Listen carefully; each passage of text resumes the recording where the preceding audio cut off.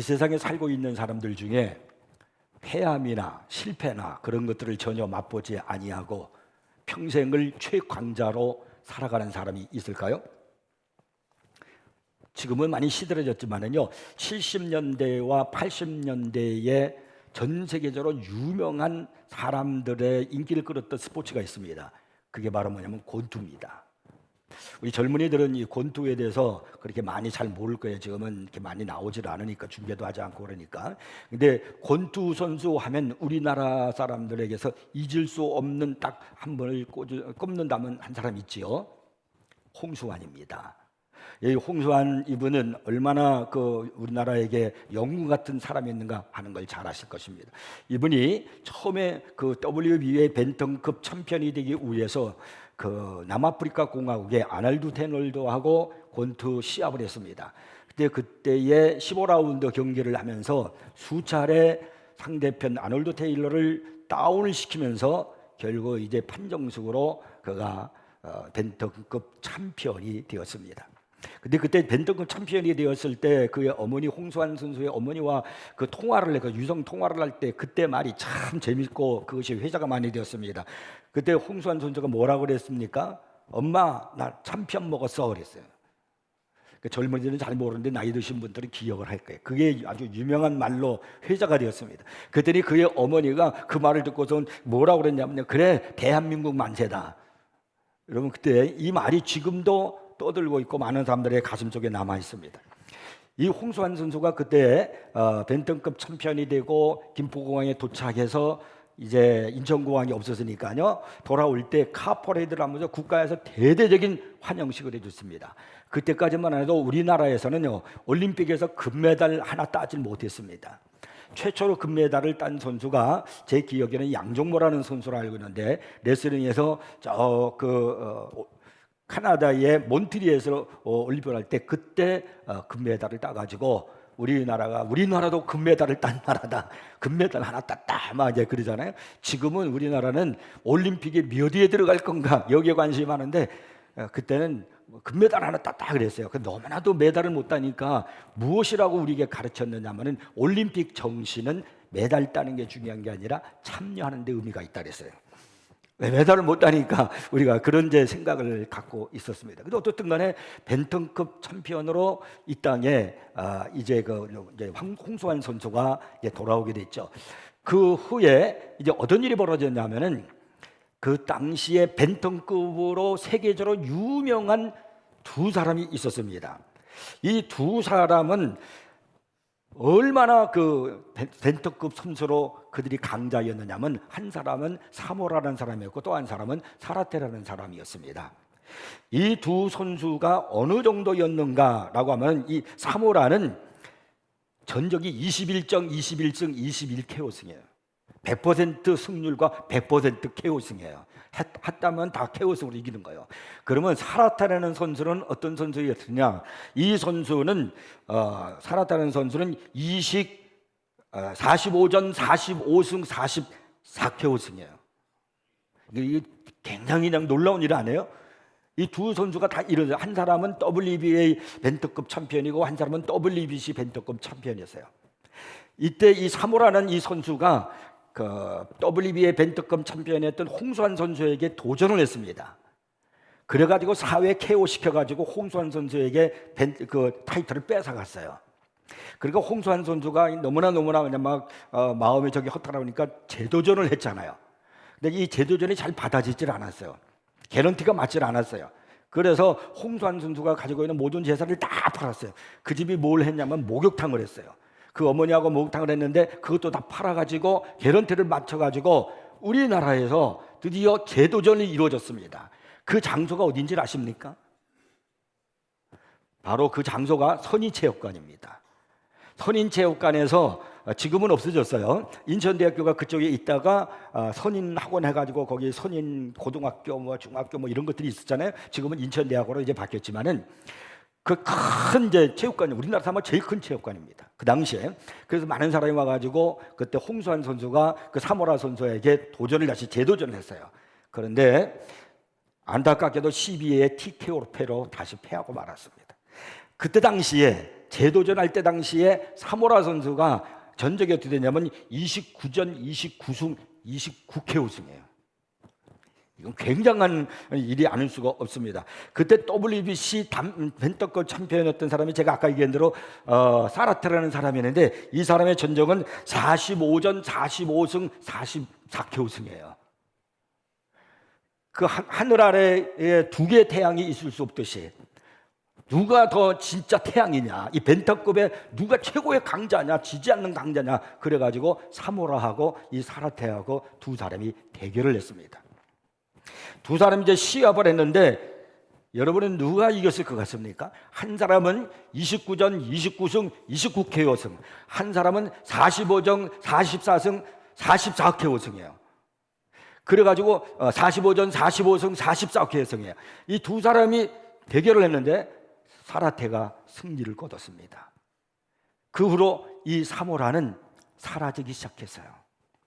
태양같이 빛나고 최강자로 빛나서 홍수환 선수를 두 번이나 KO로 이겼던 이 사모라 선수는 사라지기 시작했습니다.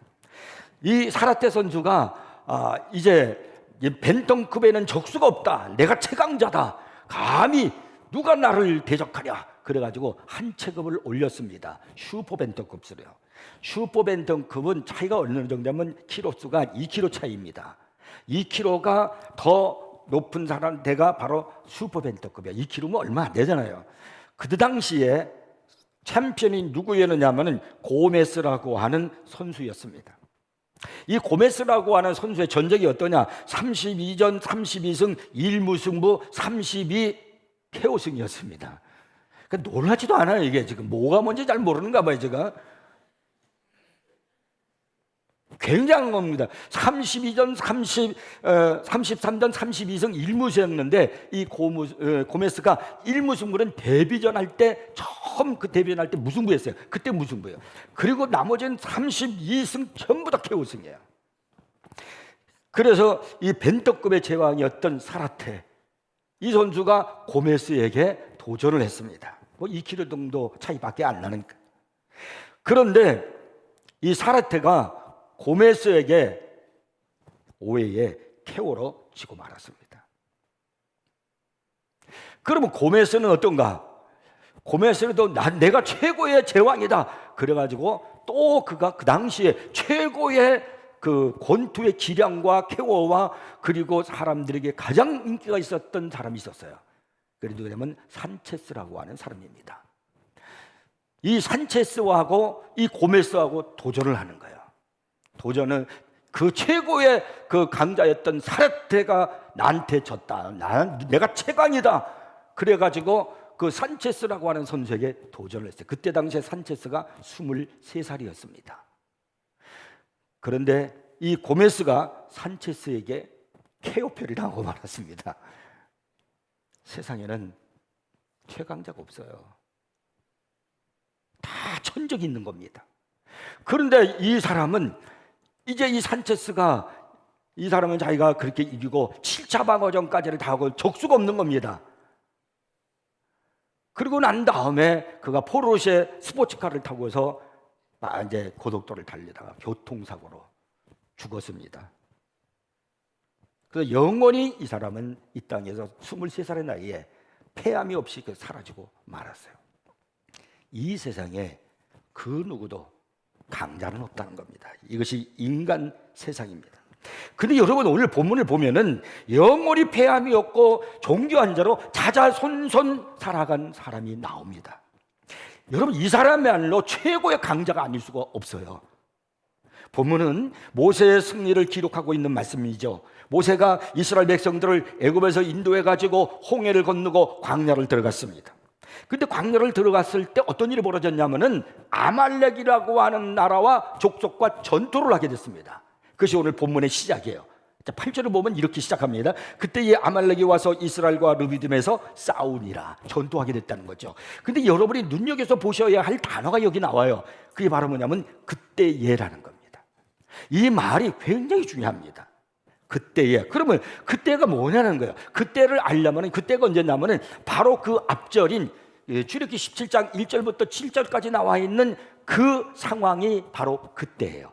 그러면 출애굽기 17장 1절부터 7절까지 나와 있는 그 사건의 내용이 말하면 뭐냐? 이스라엘 백성들이 광야를 들어와서 르비딤이라고 하는 곳에다가 장막을 치고 거기서 머물게 되었습니다. 그런데 그곳에는 광야이기 때문에 물이 없었습니다. 마실 물이 없다고 보니까 얼마나 고통스러웠겠어요. 자녀들에게도 마실 물을 줘야 되고 또 짐승들에게도 물을 줘야 되는데 물이 없다 보니까 막 그들이 고통을 당하니까 이스라엘 백성들이 하나님을 향하여 불평원망하고 또한 하나님의 종인 모세를 향해서 불평원망하는 거예요. 그때 이 모세가 무엇을 했냐면 하나님 앞에 무릎을 꿇고 기도하는 겁니다. 하나님, 지금 이 백성들, 하나님께서 이끌어낸 하나님의 이 백성들이 지금 마실 물이 없어서 지금 가라여 저렇게 힘들어하며 원망 불평하고 있습니다. 천지를 창조하시고 전능하신 하나님, 길을 열어주시옵소서. 지도자인 모세가 하나님 앞에 그렇게 기도를 하기 시작했습니다. 그랬더니 하나님께서 그에게 해결의 길을 가르쳤어요. 모세에게 한 바위 위에 올라가라고 그랬습니다. 그래서 한 바위 위에 올라갔더니 하나님께서 모세에게 뭐라 하냐면 내가 들고 있는 지팡이를 그 바위를 쳐라 그랬어요. 지팡이를 가지고 바위를 쳤어요. 그랬더니 바위가 터지면서 거기서 물이 나오기 시작합니다. 물이 쫄쫄쫄 나오는 게 아니에요. 실편해 보니까 물이 얼마나 넘쳐 나오는지 막 폭포수같이 강물같이 흘러나왔다 그랬습니다. 그러니까 수백만의 이스라엘 백성들이 마실 수가 있고 짐승이 마실 수가 있었던 겁니다. 이 사건이 출애굽기 17장 1절부터 7절까지 있었던 사건이었던 겁니다. 바로 8절 오늘 본문에서 그때라는 것은 이걸 말하는 거예요. 이 사건들. 근데 그때 이 아말렉이 이스라엘을 쳐들어왔다는 겁니다. 아니 왜 쳐들어왔을까요? 아니 그때에 이스라엘 백성들이 물을 마시고 있는 그때에 왜 쳐들어왔습니까? 창세기 25장 21절이나 출애굽기 2장 17절, 민수기서 20장 19절 같은 데 보면은 물의 소유권은 고대 사회에서 종종 분쟁의 대상이 되었습니다. 고대 사회에서 가장 중요하게 여기는 것이 바로 뭐냐면 물이었습니다. 여러분이 잘 아시는 대로 문명은 항상 물을 중심으로, 강을 중심으로 이루어졌잖아요. 나일강을 중심으로 이집트 문명이 이루어졌잖아요. 그리고 티그리스강 또 브라데스강 같은 그런 강들을 중심으로 그 문명이 이루어졌고, 그리고 황하강을 중심으로 또 중국 문명도 또 이루어졌습니다. 이렇게 문명들이 다 강을 중심으로 이루어지고 지금 우리나라도 한강을 중심으로 수도가 세워진 겁니다. 그러니까 고대 사회는 물이 너무나 중요하고 물로 살아가는 세상이기 때문에 이 물을 귀하게 여기고 있었습니다. 그게 르비딤에 이럴 때 반석에서 물이 나온대더라, 막 콸콸콸 생수같이 나온대더라, 이 말을 들었던 이 바로 아말렉 족속들이 이걸 빼앗자, 이 소유권을 우리로 만들자, 그래서 그들이 전쟁을 하게 된 겁니다. 이 아말렉은 사탄의 모습입니다. 아말렉이 이스라엘의 물의 소유권을 빼앗고자 전쟁을 했던 것처럼 오늘도 사탄은 하나님께서 여러분의 주신 소유권을 빼앗아 가려고 계속해서 전쟁을 합니다. 도전을 합니다. 믿음을 빼앗고, 은혜를 빼앗고, 사명을 빼앗고, 하늘의 축복을 빼앗으려고 호시탐탐 사탄이 노리고 있단 말이에요. 그리고 여러분이 계속해서 쳐들어오고 있습니다. 그래서 우리는요 항상 깨어 있어야 되겠고, 혹시 아말렉과 전쟁을 하게 되면요 이기셔야 됩니다. 패하면 빼앗기는 거예요. 하나님이 내게 주신 것들을 빼앗기는 거예요. 직분을 빼앗기고, 은혜를 빼앗기고, 믿음을 빼앗기고, 기쁨도 빼앗기고, 예배도 빼앗기고, 이렇게 되면 안 되는 겁니다. 이제 본문을 보면은 이스라엘이 승리한 것으로 우리가 성경에 기록된 걸 볼 수 있습니다. 어떻게 승리했습니까? 아말렉이 쳐들어왔을 때 모세가 말하기를 여호수아에게 너 사람들을 택하여 나가서 싸우라, 그렇게 얘기를 했습니다. 그리고 난 다음에 이 모세는 지팡이를 잡고 산 꼭대기에 올라가랬다고 그랬죠. 그리고 이 싸움에서 참으로 신기한 일이 벌어졌습니다. 모세가 손을 들고 기도하면 이렇게 손 들고 있으면 이스라엘이 이기고, 그리고 모세가 피곤해 손을 내리면 아말렉이 이기고, 그러니까 아론과 훌이 돌을 가져다가 모세를 그 위에 앉게 하고, 그리고 양옆에서 아론과 훌이 모세의 손을 받쳐 주었다는 겁니다. 그래서 모세의 손이 내려오지 않으니까 바로 이스라엘이 아말렉과 이 전쟁에서 이겼다는 겁니다. 이 아말렉에 대한 이스라엘의 승리는 모세의 손에 그 올려져 있는 것으로 결정되었다는 것을 오늘 11절에서 이렇게 말씀을 하고 있습니다. 모세가 손을 들면 이스라엘이 이기고, 손을 내리면 아말렉이 이기더니. 제가 가끔가다 이 손 들고 이렇게 자꾸 시키는 이유는 이건 상징적인 굉장히 중요한 의미예요. 이게 믿음입니다. 이 성경대로 말하면 모세가 손을 들면 이스라엘이 이기고 손을 내리면 아말렉이고, 이게 거꾸로 다시 말하면 모세가 손을 들면 이스라엘이고 손을 내리면 이스라엘이 지고, 이런 말이에요. 여기다가 내 이름을 붙인다면 강규석이가 손을 들면 강규석이 이기고 강규석이가 손을 내리면 강규석이가 패하고, 그런 말하고 똑같은 거예요. 이 모세가 손을 들었다고 하는 것은 모세가 기도를 했다는 말입니다. 이 올린 손은 기도의 표상이며 하나님께 간구하는 겁니다. 손을 들고 기도한다는 게 얼마나 중요한지 시편 28편 2절에 보니까 내가 주의 지성소를 향하여, 지성소는 성전이죠, 나의 손을 들고 주께 부르짖을 때에 나의 간구하는 소리를 들으소서. 성경에 나와 있는 말씀이에요. 또 디모데전서 2장 8절을 보면은 그러므로 각처에서 남자들이 분노와 다툼이 없이 거룩한 손을 들어 기도하기를 원하노라. 분노와 다툼이 없이 손을 들어, 이 손을 들었는데 이 든 손이 뭐라냐면 거룩한 손이라고 표현하고 있습니다. 하나님 앞에 손을 들고 있으면 이 손이 그냥 손이 아니에요. 거룩한 손이에요. 거룩한 손을 들어서 그래서 기도하기를 원하노라. 오늘 본문 12절에 보면은 모세의 팔이 피곤함이라고 이렇게 말씀하고 있거든요. 이게 모세의 팔이 피곤했다는 것은 모세의 손이 점점 무거워졌다는 말입니다. 이것은 기도가 그만큼 힘들다는 것을 말하는 겁니다. 우리는 얼마나 빨리 지치고 피곤해서 기도의 손을 내립니까? 그래서 예수님께서는요, 누가복음 18장 1절에서 이렇게 말씀했죠. 항상 기도하고 낙심하지 말라. 기도의 손을 내리지 말라는 겁니다. 모세의 손이 내려오자 아론과 훌이 이 편에서 저 편에서 서로 모세의 손을 붙들어 올렸습니다.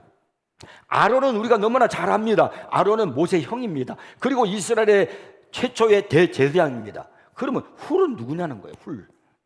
여러분 아십니까? 훌이 누구인지? 오늘 우리 시대는 이 훌이 필요하거든요. 유명하지 않지만 놀람심과 승리를 가져오게 하는 이 손을 가진 그 훌이 우리에게 필요하단 말입니다. 과연 훌은 어떤 사람이었고 훌은 어떤 일을 한 사람이었을까요? 첫째로 보면은 섬기는 일의 중요성을 잘 아는 사람이었습니다. 섬기는 사람은 언제나 드러나는 사람이 아닙니다. 무대 뒤에서 말없이 헌신하는 사람이 섬기는 사람입니다. 훌은 과연 어떤 사람이었는가? 잘 여러분 들어보십시오. 역대하 20장 22절에 보면 이런 말씀이 있어요. 참 재밌는 말씀이에요. 시스기야는 여호와를 섬기는 일에 능숙한 모든 레위 사람들을 위로하였더라. 이 시스기야는 왕입니다. 이 왕이 누구를 위로했다는 거예요. 그럼 왕이 위로했다는 것이 무엇을 의미할까요? 사람마다 위로함이 있을 때는 높은 데 있는 사람, 권세 있는 사람이 위로하잖아요. 우리나라의 삼성그룹의 가장 높은 사람인 이건희가 만약에 위로했다, 위로하러 왔다, 새인교회 위로하러 왔다, 그러면 기도해 주려고 왔을까요? 우리 새인교회를 위로해 주러 왔다라면은 그 위로, 최고의 위로는 돈이 많으니까 돈 주는 거죠. 뭐. 그래서 새인교회에 100억 헌금하러 왔다. 그러게 위로 아니겠어요? 권세 있는 사람이 위로하러 왔다 하는 것은 그 권세를 가지고 어려운 사람을 돕는 거예요. 그게 위로예요. 왕이 위로했다는 거예요. 그러면 누구를 위로했을까요? 어떤 사람을 위로했을까? 그 성경에 다시 역대하 30장 22절을 보면 분명히 이렇게 말씀하죠. 시스기야는 여호와를 섬기는 일에 능숙한 모든 레위 사람을 위로하였더라. 여호와를 섬기는 일에 능숙한 사람을 위로했다는 거예요. 여러분 무슨 일에 능숙하십니까? 어떤 일에 능숙해서 그 일에 최고의 장인이 되고 최고의 강자가 되기를 원하십니까? 성경에서 시스기야 왕이 이렇게 위로한 사람이 누구냐면 여호와를 섬기는 일에 능숙한 사람이었다는 거예요. 저는 우리 새인교회 성도 여러분들이 하나님을 섬기는 일에 능숙한 사람이 되기를 바랍니다. 다른 건 못해도, 다른 건 잘 내가 힘이 없어도 그거 신앙생활 하나님 섬기는 일은 잘할 수 있잖아요. 다른 일은 몰라도 이 하나님 섬기는 일에, 예배드리는 일에 능숙하십시오. 기도하는 일에 능숙하시기를 바랍니다. 사람 이웃을 섬기고 찬양하고 이런 일에 능숙하기를 바랍니다. 이 하나님 섬기는 거 아니에요? 그러면 하나님이 위로해 주십니다. 이 섬기는 일의 중요성을 잘 아는 훌은요, 무엇보다도 영적 지도자의 중요성을 알고 있었습니다. 그가 모세의 손을 붙들어 줄 수 있었던 것은요, 모세가 하나님이 사용하시는 영적 지도자임을 알았기 때문입니다. 훌은 하나님이 모세를 통해서 일하는 것을 알았습니다. 하나님이 모세의 손을 통해서 승리와 패배를 창조하신다는 사실을 알았습니다. 하나님은요, 언제나 총창조적 소수를 통해서 일을 하십니다. 창조적 소수가 언제나 역사를 만들어내는 게 아니에요. 항상 사람이 많은 게 중요한 게 아닙니다. 창조적 소수가 역사를 만들어냅니다. 기드온이 미디안 나라를 물리칠 때 그때 많은 병사가 필요하지 않았습니다. 하나님은 기드온에게 창조적 소수인 300명을 거느리고 나가서 미디안과 싸우라고 그랬습니다. 인간적인 생각으로는 도저히 납득이 가지 않습니다. 1000명보다 2000명이 낫고 10,000명보다 20,000명이 낫습니다. 당연한 거 아닙니까? 그런데 하나님은요, 지금 기도에게 뭐라고 그러냐면요, 3만 명의 병사들이 모이는데 다 돌려버리고 300명으로 나가서 미디안과 싸우라는 거예요. 왜? 그들이야말로 창조적 소수이기 때문에 그랬습니다. 창조적 소수의 사람들은 어떤 사람들인가? 순종하는 사람들이었고, 섬기는 사람들이었고, 그리고 자기의 몸을 헌신하고 희생할 줄 아는 사람이었어요. 그들이 나가서 싸우는 것은 항아리를 들고 기름을 가지고 횃불을 들고 그리고 나가 싸웠잖아요. 300명이 목숨 걸고 싸우는 거예요. 순종하는 거예요. 전쟁을 하는데 왜 횃불이 필요하고 기름이 필요하고 항아리가 필요합니까? 이게 뭡니까? 이렇게 말하지 않았어요. 그냥 순종했어요. 이들이 바로 창조적 소수예요. 하나님은 그들을 통해서 역사를 이루었다는 사실을 믿으시기 바랍니다. 영적 지도자의 중요성을 아는 훌은요, 지금 모세 곁에 가장 가까이 있습니다. 모세가 기도를 하기 위해서 산으로 올라갈 때 훌을 데리고 갔습니다. 그 이유가 뭘까요? 가장 가까이 두고 싶은 사람이기 때문입니다. 마가복음 9장에 보면 예수님께서 산으로 올라가서 변형되는 모습이 나와요. 12명의 제자가 있었지만 예수님께서는 그때 놀라운 일을 행하실 텐데 앞으로 우리가 부활되고 변형될 때 모습이 어떤 모습인가를 보여주기 위해서 세 제자에게 먼저 보여주기 위해서 세 제자를 데리고 가요. 베드로와 요한과 야고보요. 12명의 제자가 있었지만 왜 세 제자만 데리고 갔을까요? 그 누구보다도 이들을 가장 곁에 두고 싶은 사람들이었기 때문입니다. 모세 역시 훌을 데리고 중보 기도하러 산으로 올라갔다는 것은 그를 가장 가까이 두고 싶은 사람이었기 때문입니다. 훌은 가장 가까이에 있었기 때문에 모세가 손을 올리면 전쟁이 이기고 내리면 진다는 사실을 알 수 있었고, 그리고 모세 손을 들어 올릴 수 있었던 겁니다. 여러분은 어떤 사람을 가장 가까이에 두고 싶습니까? 믿을 수 있는 사람, 내 마음 편안하게 해주는 사람, 이런 사람 아닐까요? 유능한 사람도 중요하지만 내 마음을 이해해주고 편하게 해줄 수 있는 그런 사람을 더 가까이 두고 싶지 않습니까? 모세는 능력의 사람입니다. 믿음의 사람입니다. 그 누구보다도 탁월하고 명철한 사람입니다. 그러므로 그가 필요로 한 사람은요, 유능하고 똑똑한 사람이 아닙니다. 그의 지친 팔을 붙잡아 줄 수 있는 사람입니다. 격려해 줄 수 있는 사람입니다. 위로해 줄 수 있는 사람이란 말이고, 이해해 줄 수 있는 사람이란 말입니다. 이 세상에 완벽한 사람은 없어요. 제가 처음에 서두에 설교를 할 때 제가 왜 복싱 선수들을 여러분에게 설교하냐면 이 세상에 완벽한 사람이 없다는 것을 제가 말씀드리기 위해서 그렇게 한 겁니다. 그렇기 때문에 같이 가까이에서 생활하다가 보면은 그 사람의 부족한 부분이, 연약한 부분이 다 드러나게 돼 있어요. 멀리서는 안 보이지만 가까이서 같이 하다가 보면 그것을 알 수가 있습니다. 하나님이 쓰시는 영적인 지도자라도 완벽하지 않습니다. 그럼에도 불구하고 하나님이 영적 지도자로 세웠음을 알고 순종하는 것이 중요한 거예요. 누가 그렇게 했냐면 바로 훌이 그렇게 한 겁니다. 가장 가까이에서 모세를 이해하고, 그리고 모세의 아픔을 알아주고, 모세가 힘들어하고 고난당할 때 모세의 팔을 붙들어 줄 줄 아는 사람, 바로 하나님은 오늘 이런 사람을 기다리고 있는 겁니다. 그 사람이 훌이에요. 이 시대의 훌이 여러분이기를 바랍니다. 그러면 두 번째는요, 훌은요, 영적 지도자와 함께 짐을 지는 사람이었습니다. 자, 오늘 보면 12절을 보면 성경은 이렇게 기록하고 있습니다. 모세의 팔이 피곤함에 그들이 돌을 가져다가 모세의 아래에 놓아 그가 그 위에 앉게 하고 아론과 훌이 한 사람은 이쪽에서 한 사람은 저쪽에서 모세의 손을 붙들어 올렸더니 이 손이 해가 지도록 내려오지 아니한지라. 모세의 팔이 피곤해서 내려올 때 아론과 훌이 모세의 팔을 붙들어 주었다는 겁니다. 근데 그냥 붙들어 준 것이 아닙니다. 행여나 조금이라도 흔들리거나 모세가 힘들어 할까봐 돌을 가져다가 모세로 그 위에 앉게 하고, 그러니까 그 돌을 모세의 의자처럼 사용한 거예요. 모세가 의자, 돌 의자에 앉은 거예요. 그리고 양옆에서 아론과 훌이, 모세가 손 들고 기도하면 이렇게 의자에 앉아 있겠죠. 모세의 손이 내려오지 않도록 그들이 받쳐줬습니다. 아마 서서 받쳐줬을 것 같아요. 그러니까 여기서 돌은 의자를 의미한다고 그랬잖아요. 그리고 모세가 손을 들고 있었을 때에 아론과 훌이 그 손이 내려오지 않도록 붙들어 줬는데, 언제까지? 해가 지도록, 언제까지? 전쟁에서 승리하기까지, 언제까지? 오래도록. 여러분, 이것은요 잠깐 있어진 일이 아니라는 겁니다. 전쟁에서 승리할 때까지, 지도자가 반드시 하나님이 맡겨놓은 그 일을 성취할 때까지, 그때까지 아론과 훌이 바로 옆에서 손을 받치는 거예요. 그랬더니 그 전쟁이 완전히 승리하게 된 겁니다. 여기서 우리는 한 가지 생각해 볼 필요가 있어요. 진짜 팔이 손이 힘든 사람은 누구이겠습니까? 아론과 훌입니다. 모세는 그렇게 힘들지 않았을 것이라고 생각해요. 그는 의자에 앉아요. 돌 의자에. 그리고 손을 이렇게 들고 있습니다. 그런데 양쪽에서 받쳐준 사람이 있잖아요. 이 받쳐준 사람이 힘든 거죠. 내려오지 않도록. 그게 누구냐면 아론과 훌이에요.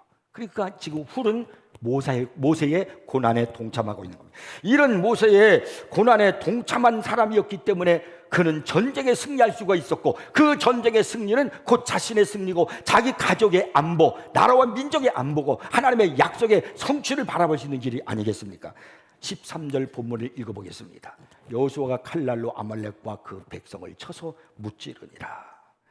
이 전쟁의 승리는 훌이 섬김의 의미를 알았기 때문입니다. 지도자의 고난의 의미를 알고 자신이 그 고난에 동참했기 때문입니다. 그러므로 훌은요 겸손한 사람이에요. 초심을 잃지 않은 사람입니다.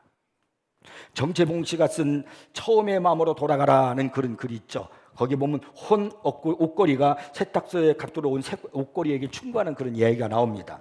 세탁소에 갓 들어온 새 옷걸이한테 헌 옷걸이가 한마디 하였다.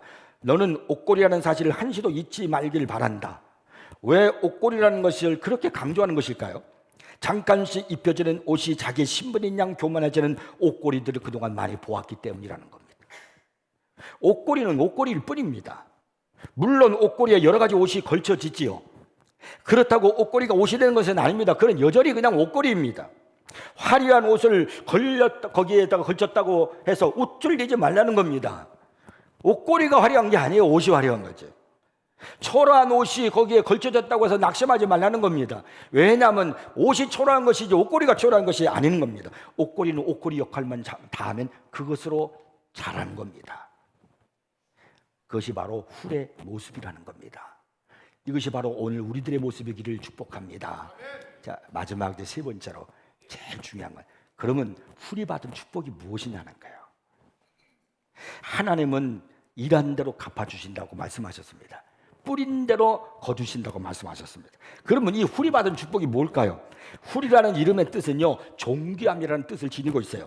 그는요 충성된 일꾼이 돼서 그 이름대로 존귀한 자가 되었습니다. 어떻게 존귀한 자가 됐을까? 자, 보십시오.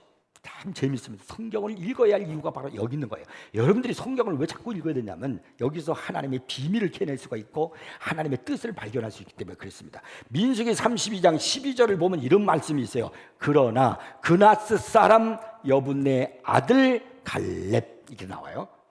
갈렙이라는 사람 우리가 잘 알죠. 갈렙을 잘 아는데 그 사람이 누구냐면 여분네 아들이다. 그 아버지가 여분네요. 근데 그 여분네가 어떤 사람은 그나스 사람이라는 거예요. 즉 그걸 얘기하고 있는 거예요. 눈의 아들 여호수아는 여호와를 온전히 따랐느니라. 갈렙은 여호수아와 함께 모세를 잘 섬겼고 순종했습니다. 그리고 모세가 죽고 난 다음에 여호수아가 이제 1인자가 되어서 백성들이 끌고 모세 뒤를 이어서 가나안 정복에 들어갔죠. 그때 여호수아의 뒤를 잘 받쳐줘서 2인자로서 헌신한 사람이 누구냐면 갈렙이란 말이에요. 이 갈렙의 아버지가 여분네인데 그 여분네 그 조상이 뭐냐면 그나스 사람이다, 그런 말입니다. 그런데 여러분 역대하 2장 20절을 보면 훌의 아버지가 갈렙이었다는 사실을 우리는 알 수가 있어요. 제가 갈멜산 기도를 할 때 역대상을 제가 여러분에게 강의를 하고 있습니다. 그러니까 갈멜산 기도를 잘 나온 사람들은 이 말씀들을 들은 기억이 날 거예요. 아는 거예요. 참 놀라운 것은요, 바로 이 훌의 아버지가 누구냐면 갈렙이에요. 갈렙의 아들이 훌이라는 거예요. 그리고 민수기서 32장 12절에 보니까 갈렙을 그나스 사람이라고 그랬죠. 이 그나스 사람이라는 것은 에서의 후예를 말합니다. 하나님이 버린 후예예요. 육신과 타락의 후예, 야곱의 형, 그것이 에서예요. 에서의 후예, 그것이 그나스 사람이에요. 그런데 하나님께서는 하나님이 버리신 그 육신적인 것, 타락한 그 후예인 그나스 사람 중에 바로 여분네가 있었고 거기에 갈렙이 있었습니다. 그리고 거기에 그 후손 중에 훌이 있었습니다. 이들의 충성심을 보시고 이들을 어떻게 하면 유다 지파에 속하게 하시고 이스라엘 백성이 되게 하셨습니다. 이스라엘은 12지파가 있어요. 이 12지파는 다 존귀하죠. 그러나 그 중에서 가장 최고로 존귀한 지파가 뭐냐면 유다 지파예요. 그 지파에서 다윗왕이 오고 그 또 지파에서 누가 오냐면 예수 그리스도가 오시기 때문입니다.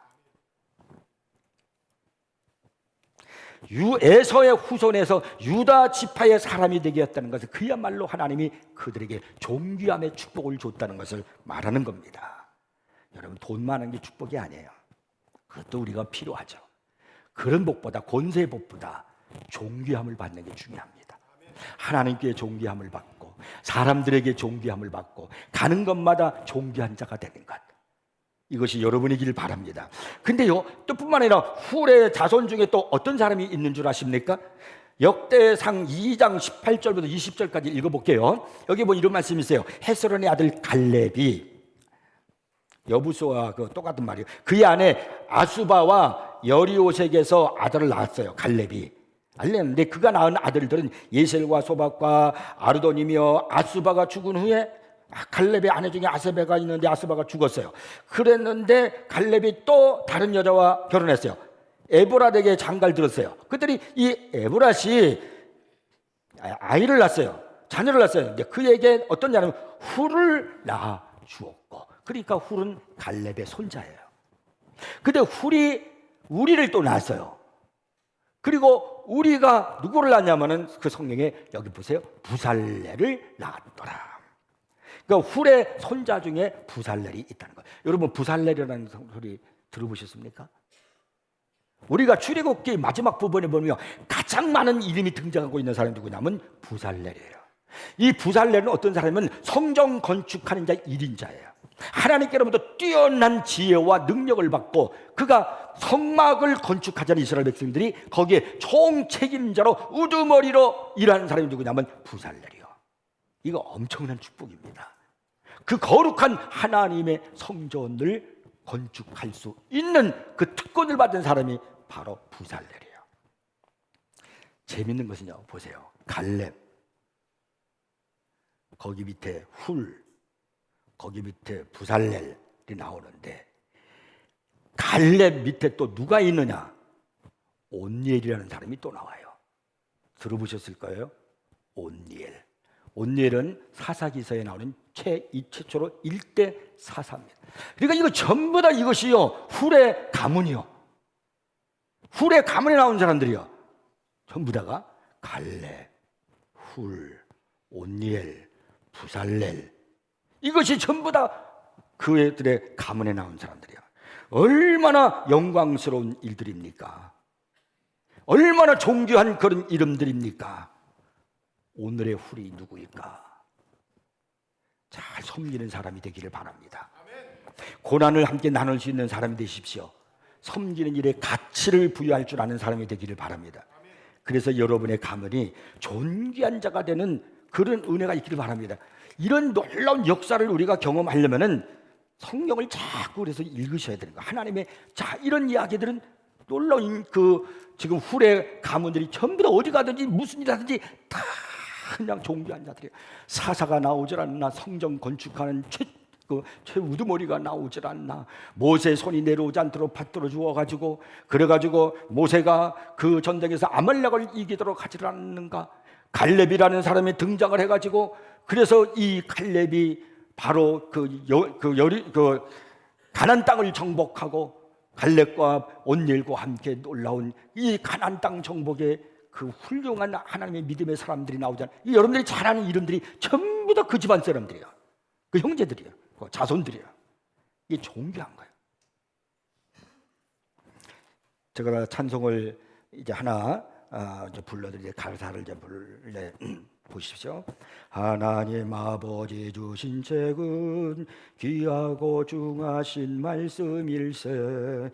기쁘고 반가운 말씀 중에 날마다 날 사랑한단 말 참 좋도다. 제가 1절을 부른 이유는 이런 찬송이 있구나 하는 걸 기억하게 하기 위해서요.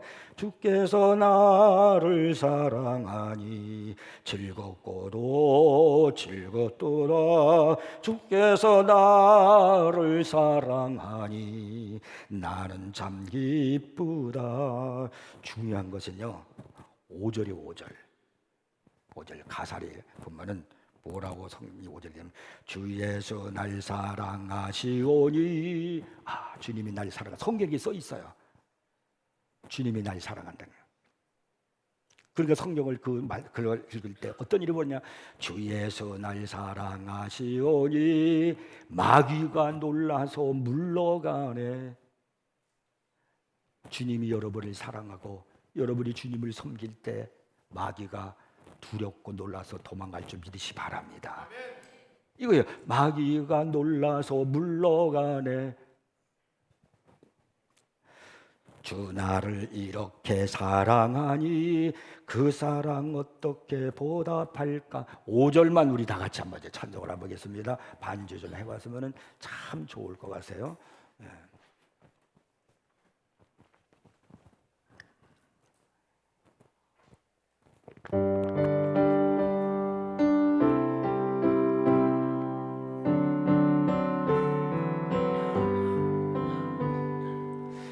예수 날 사랑하시. 마귀가 놀라서 물러가네. 마귀가 놀라서 물러가네. 주 나를 이렇게 사랑하니 이렇게 그 사랑 어떻게 보답할까?